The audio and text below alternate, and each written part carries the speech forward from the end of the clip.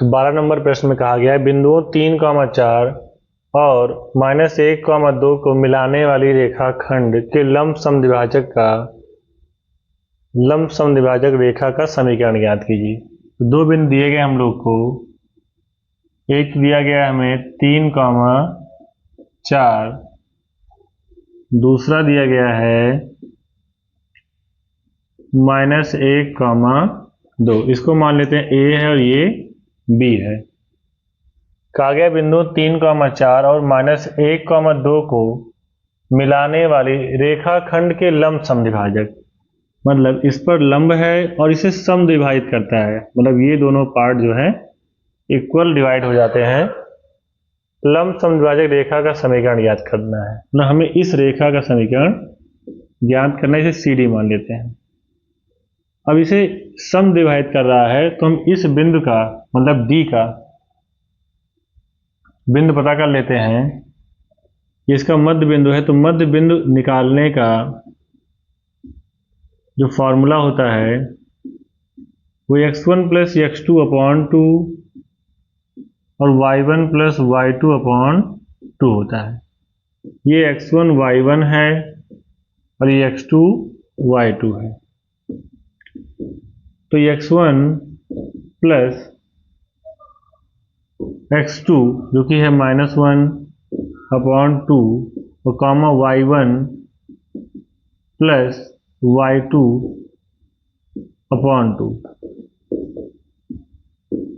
तो ये हो जाएगा कितना, 3 में से 1 जाएगा, 2 बचेगा, 2/2 मतलब 1, 4 2 6, 6 को 2 से भाग करोगे आएगा 3।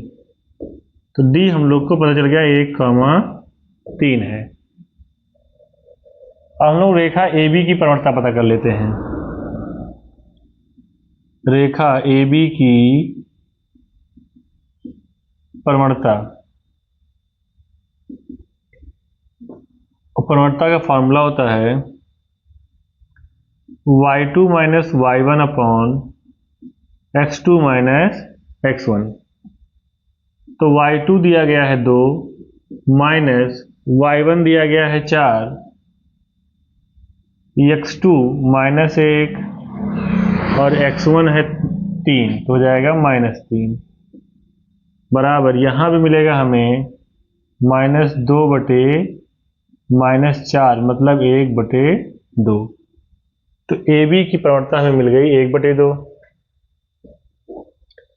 अब हम लोग पता करेंगे CD की प्रवणता। CD की